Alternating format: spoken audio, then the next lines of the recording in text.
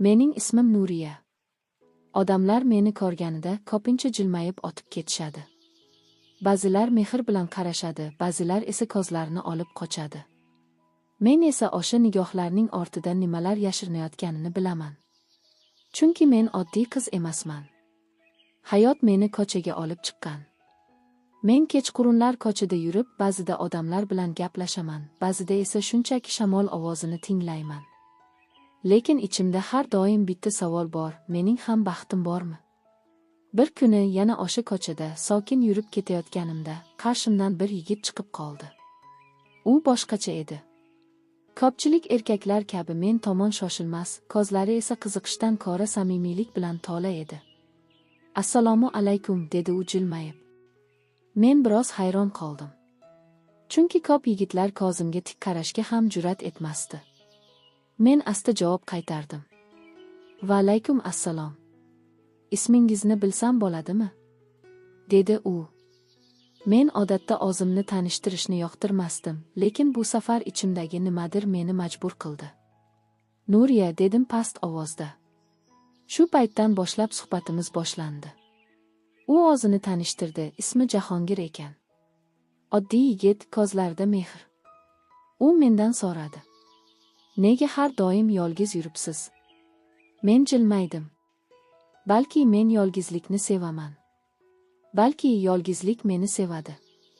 Jahongir menga uzoq qarab qoldi.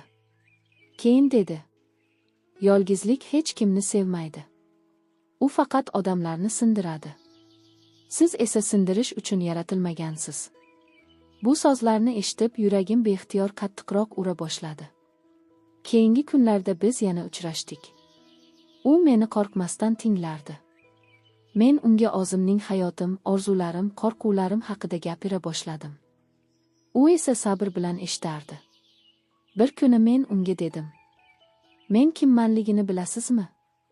Men odamlar aytadigan fohisha qizman." U biroz jim qoldi, lekin nigohi o'zgarmadi. "Men sizni shunday qabul qilaman", dedi u, "chunki men sizning yuragingizni ko'rdim." Shu so'zlar meni larzaga soldi. Men ko'p marotaba odamlarning qoralashiga, haqoratlariga duch kelganman. Ammo ilk bor kimdir meni inson sifatida ko'rib, yuragimni his qildi. Men o'sha kecha uyga qaytgach, oynaga qarab dedim: "Nuriya, balki sen ham baxtli bo'lishga loyiqdirsan." Shundan keyin hayotim asta-sekin o'zgara boshladi.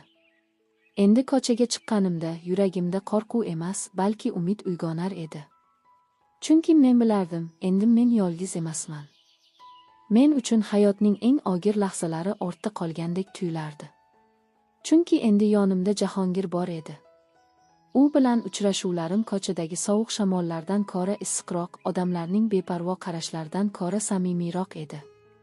Har safar uchrashganimizda men o'zimni boshqa Nuriya kabi his qilardim.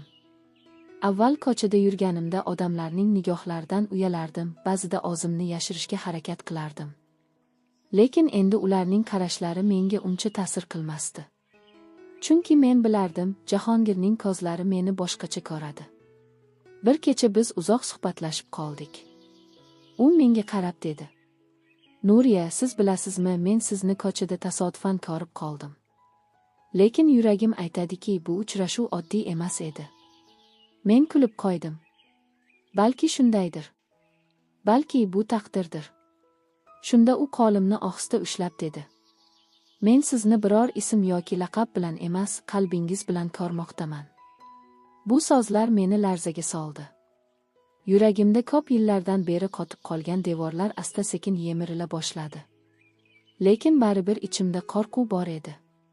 Men unga dedim: "Jahongir, odamlar nima derkin? Ular meni allaqachon hukm qilishgan." U esa jiddiy qaradi. "Men odamlar emasman. Men seni tanladim. Sen meni eshityapsanmi? Men seni tanladim, Nuriya." Men shu on ko'z yoshlarimni tutolmadim. Chunki men hech qachon bunday so'zlarni eshitmagan edim. Shu kechadan keyin men o'zimni butunlay boshqacha his qildim.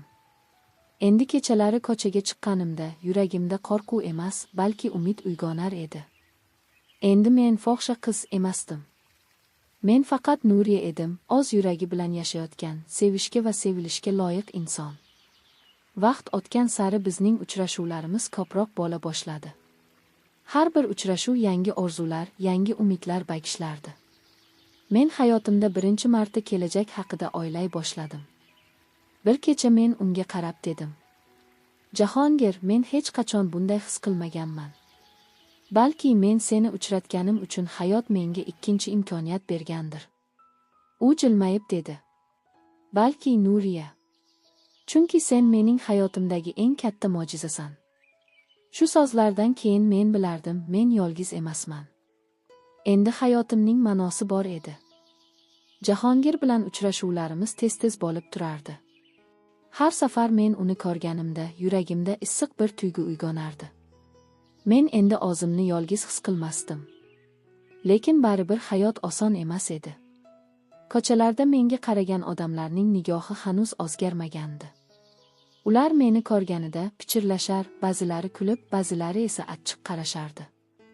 Har gal Jahongir yonimda bo'lsa ham ichimda bir og'riq sezilardi. Bir kuni men unga dedim: Jahongir, odamlarning gap-so'zlari sening qalbingni og'ritmayaptimi? U jiddiy qarab dedi: Menga sen muhim, Nuriya. Odamlarning so'zlari emas. Men seni ko'rganimda men uchun butun dunyo o'zgargandek bo'ladi. Bu so'zlar menga kuch berdi. Men bilardim, bu sevgini himoya qilishim kerak. Kunlar o'tib biz bir-birimizga yanada ko'proq bog'lana boshladik. U menga orzularimni so'rardi. Men esa ko'zimni yumib sokin ovozda javob berardim: Men oddiy baxtni xohlayman. Yana kimdir meni sevishini, menga mehr berishini, meni odam sifatida qadrlashini xohlayman. U qo'limni ohista ushlab: Sen bunga allaqachon loyiqsan, dedi. O'sha kechada men birinchi marta haqiqiy baxt nimani anglatishini sezdim. Chunki baxt ko'p boylikda ham, hashamatda ham emas ekan. Baxt seni tushunadigan, seni qabul qiladigan bir qalb ekan. Ammo ichimda yana bir qo'rquv yashardi. Balki bu orzular uzoq davom etmas, balki hayot yana meni sinab qo'yar. Bir kecha men oynaga qarab o'zimga sekin dedim: Nuriya, endi sening hayotingda yangi sahifa bor. Lekin uni yopib qo'ymaslik sening qo'lingda. Shu so'zlardan keyin men qaror qildim, endi men o'z taqdirimdan qo'rqmayman. Endi men o'zim uchun yashayman. Jahongir bilan uchrashuvlarimiz kundan kunga ko'payar, suhbatlarimiz esa yanada chuqurlashardi. Men endi o'zimni boshqa odamdek his qilardim. Chunki yillar davomida ko'nglimni ezib kelgan og'riqlar asta-sekin yo'qolayotgandek edi. Bir kuni Jahongir menga qarab dedi: Nuriya, sening ko'zlaringda men ilk bor umidni ko'ryapman. Lekin men bilaman, yuragingda hali ham qo'rquv bor. Men sukut qildim. U haq edi. Men sevgiga ishonardim, ammo odamlarning hukmi va o'tmishim hali ham ko'nglimda iz qoldirgan edi. Men unga sekin dedim: Jahongir, sen meni sevishing mumkin. Lekin odamlar hech qachon meni kechirishmaydi. Ular meni boshqa ko'z bilan qarashmaydi. U esa qo'llarimni mahkam ushlab dedi: Menga odamlar kerak emas. Menga sen kerak. Men seni qanday bo'lsang, shundayliging uchun sevaman. Uning so'zlari yuragimdagi muzlarni eritdi. Men ko'z yoshlarimni yashira olmadim. Chunki birinchi marta kimdir meni o'tmishim bilan emas, kelajagim bilan qabul qildi. Shu kundan keyin men ko'chaga chiqqanimda, odamlarning nigohlari menga uncha og'ir bo'lib tuyulmasdi. Men ularning qarashlarini his qilar, ammo endi ularning so'zlari yuragimga yetib bormasdi. Chunki men endi yolg'iz emasdim. Bir kuni Jahongir menga qarab dedi: Nuriya, men seni bu ko'chalardan olib ketmoqchiman. Men seni boshqacha hayotga olib o'tmoqchiman. Men hayron qaradim. Rostdan ham meni shunday hayot kutayaptimi? U jilmayib bosh irgadi. Agar sen xohlasang, albatta. O'sha kechada men oynaga qarab o'zimga dedim: Endi sening hayoting o'zgaradi, Nuriya. Endi sen faqat fohsha qiz emassan. Endi sen sevilgan, qadrlangan, o'z baxtini topgan ayolsan. Shu paytdan boshlab men hayotimning eng katta burilish nuqtasiga qadam qo'ydim. Endi mening hikoyam faqatgina ko'chadagi qiz haqida emas, balki o'z orzulariga yetgan ayol haqida edi. Men Jahongir bilan tanishganimdan beri hayotim tubdan o'zgardi. Men ilgari o'zimni faqat ko'chadagi qiz deb bilardim. Odamlarning gap-so'zlari, nigohlari va hukmlari mening kimligimni belgilab qo'ygandek tuyulardi. Ammo endi bilaman, men ularning gaplari emasman. Men Nuriyaman. Jahongir menga ishonch berdi. U meni qanday bo'lsam, shundayligim uchun sevdi. Menga ko'p odam bermagan narsa berdi, mehr va ishonch. Bir kuni biz ko'chada yana uchrashdik. Shamol mayin esib, atrof jimjit edi. U menga qarab dedi: "Nuriya, sening 60ing seni belgilamaydi. Muhimi, sening buguning va kelajaging. Men seni o'sha kelajakda ko'rishni xohlayman." Men qo'llarimni uning qo'liga qo'ydim. "Men qo'rqaman, Jahongir", dedim sekin. U jilmaydi.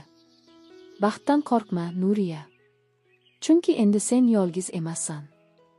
Shu so'zlardan keyin men butunlay qaror qildim. Endi men ko'chalarda yurib o'zimni fohisha qiz deb his qilmayman. Endi men yangi hayotga qadam qo'yaman. Uyga qaytgach deraza yonida turdim. Yulduzlar menga jilmayib qarayotgandek edi.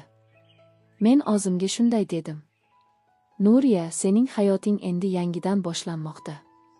Endi sen sevishga va baxtli bo'lishga loyiqsan." Shu kundan boshlab men hayotimni o'zgartirishni boshladim. Endi odamlarning nigohlaridan emas, o'z yuragimning ovozidan qo'rqmasdim. Chunki endi men bilardim, sevilgan ayol hech qachon yolg'iz emas. Va mening ismim Nuriya. Endi men shunchaki ko'chadagi qiz emasman. Men o'z taqdirini topgan ayolman.